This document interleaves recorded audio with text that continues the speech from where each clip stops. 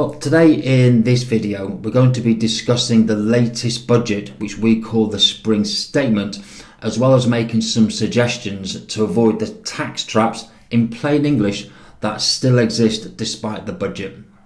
Now, this is going to be more of a reaction video rather than the usual more scripted video that I record.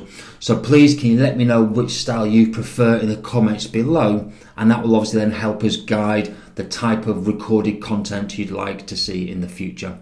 Welcome back to the channel, and if this is your first time, a very warm welcome to the Economies channel, where together we're going to be learning the language of money and wealth, and here we are also dedicated to money mastery and making financial wisdom available to all. I'm also going to pop up our usual disclaimer to say that this video is for education and entertainment purposes only, and it shouldn't be misunderstood or misconstrued as offering or giving financial advice.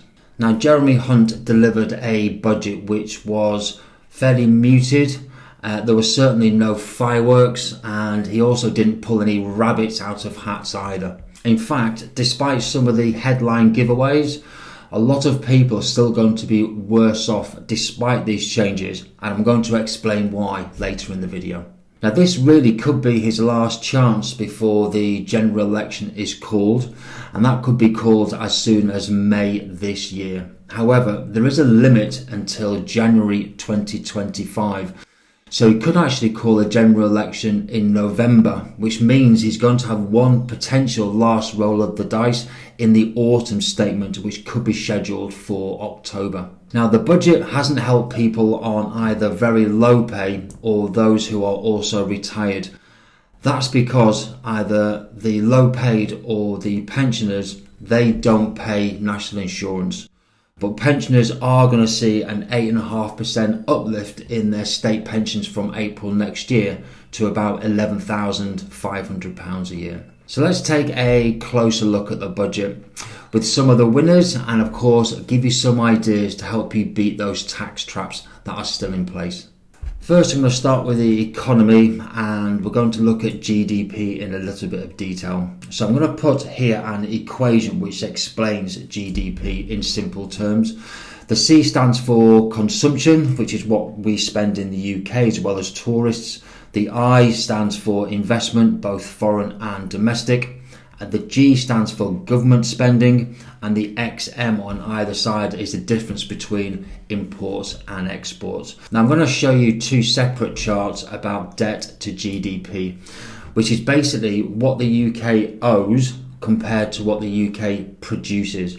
And that is currently about 90%, and that is actually the highest it's been in 70 years.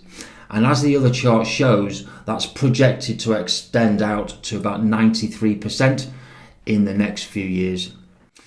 Now, the interest on what the UK has borrowed is also close to all-time highs. And the UK borrowed last year 100 billion extra to meet those interest payments. And with more people moving into health and disability and claiming benefits, that's not going to come down anytime soon. But one way they can actually do that is actually by growing the economy. But as we speak, we're currently in a technical recession, which in short is 6 months of economic decline. So I can't see that changing in the near future. So in the next chart, it shows what the OBR, that's the Office of Budget Responsibility, is projecting for growth in the UK. And that's set at 0.8% this year, and that's rising to 1.9% next year. So essentially the UK economy is stagnant, it's anemic, and it's flatlining. Now, it's not just the UK, as many other countries are also suffering as well, most notably Germany. Now, in the next chart, we're going to talk about inflation. Now, inflation is currently about 4%, but the OBR projects this to be closer to 2%, as does the Treasury, within the coming months. But as this chart shows, the projection is going to be to rise again in the not too distant future. Now, moving on to chart number 5, this talks about how we measure inflation, which is essentially 180,000 different prices for 700 products, and this is called a basket of goods on which inflation is calculated. However, we all know that our personal inflation, that's what we actually spend our money on, is likely to be a lot higher.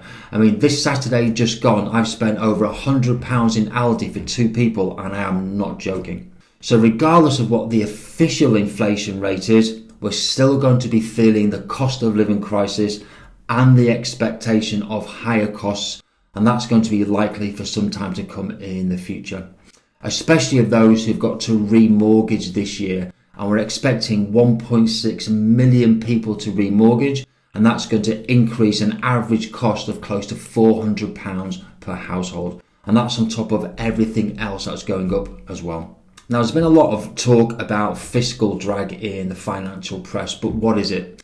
Well, essentially, it's when the government freezes the income tax thresholds. So when people do get pay rises, you're going to have more people paying more tax more often, and in some cases for the first time.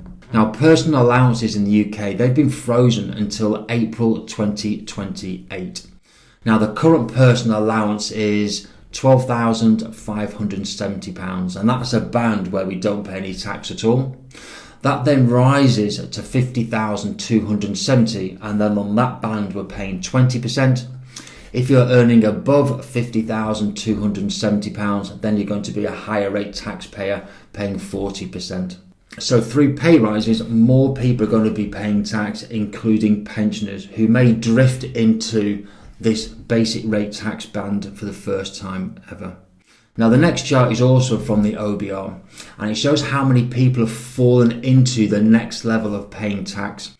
So this wealth tax, if you want to call it, has meant that 2.2 million people are paying income tax for the first time, and 1.3 million have started paying higher rate income tax at 40% for the first time, and that's generating a lot of income for the Treasury. And that is going to be why many of us still feel worse off and will continue to feel worse off, especially until April 2028, unless something changes massively, like a changing government. So let's have a look at some of the other main changes in the budget from last week. Now, National Insurance obviously grabbed the headlines again, as it did in November. And essentially, there's been a further cut to National Insurance contributions from 10% to 8% for employees, which is going to save them an additional £450 a year on top of the £450 that came into place in January this year. So what that means is an average worker in the UK on an average wage of £35,000 a year is going to be about £900 a year better off. The self-employed also benefit, of course, and their national insurance is going to fall from 8% to 6%, as well as the removal of Class 2 contributions as well. Now, there was some hint or some inference, some sort of suggestion that national insurance may actually be scrapped or abolished at some point in the future, because Jeremy Hunt outlined his desire to abolish this unfair national insurance tax, but admitted it's not going to be any time soon. What a surprise. He did, however, describe national insurance as a tax on work and said that he believed it was unfair that there's a two-tier tax system. And by that I mean national insurance, but also income tax as well. And he would prefer that we only get taxed once. But I've already been asked by clients last week, if that did happen and national insurance was scrapped altogether, what would happen to the state pension payment? So having checked the financial press over the weekend, it's very unclear at the moment how the government would actually do that. They would most likely raise taxes in other areas to help pay for that and obviously to meet any shortfalls. We've also had the introduction of the UK ISA, the British ISA or the BRISA. This is going to be a separate ISA product where you can add a further 5,000 invested for tax-free growth by investing in UK businesses. Now, there's going to be a consultation period which is going to run until June this year, and that's going to outline and be very clear about which companies can actually be included, as at the moment that's open to some fierce debate. For example, Antofagasta, the ticker ANTO, is a mining company basically based out in Chile who earns 100%, so that's all of its income outside of the UK. It is registered in London, however, but does it mean that that company would be included in a UK ISA? Now, we've talked about asset allocation before, which is where you invest in different asset classes and categories and including countries. Now, the UK is about a 4% weighting on the MSCI Global Index, and I've put a chart up to explain how that works.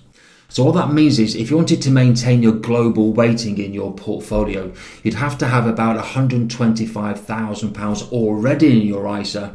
Otherwise, you would then become slightly tilted to the UK, and that could, of course, affect your overall risk and your performance overall, especially over the long term. Now, the companies that do make up the FTSE 100 here in the UK, they earn about 80% of their income from outside of the UK.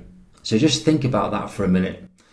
Are these going to be included in a UK ISA, or is it going to be British companies earning money in the UK that's going to be included?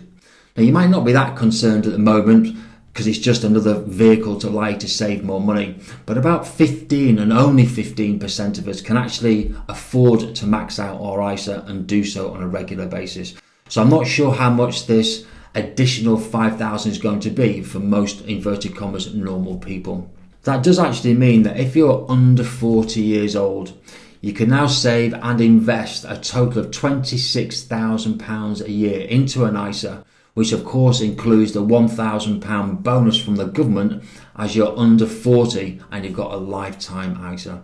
But that's going to be £25,000 a year for the rest of us. So let's just quickly talk about the high income child benefit tax charge, which is a big tax trap which we need to address. Now, child benefit is currently about £24 a week for the eldest child and £15.90 for each other child.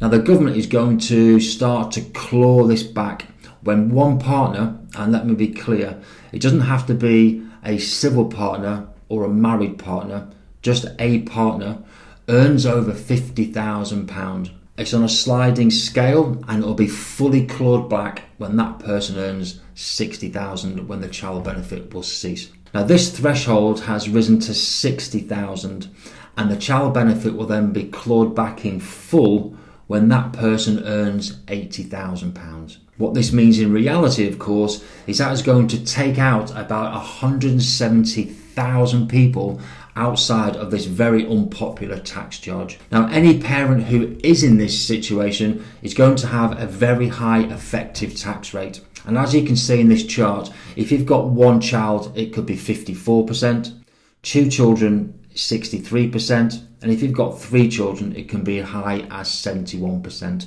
Now, this is absolute madness. It is an anomaly and it needs to be rectified. Now, there's going to be a consultation until April 2026 to base this income not on an individual but on household income. Now, to get that financial information, the government is going to need to get yet more personal information from you all and pry even deeper into your finances. But we're going to let that debate rumble on for the next couple of years. So if you do find yourself in that situation, what would be the solution, especially if you're affected? So let's have a look at this very quick case study.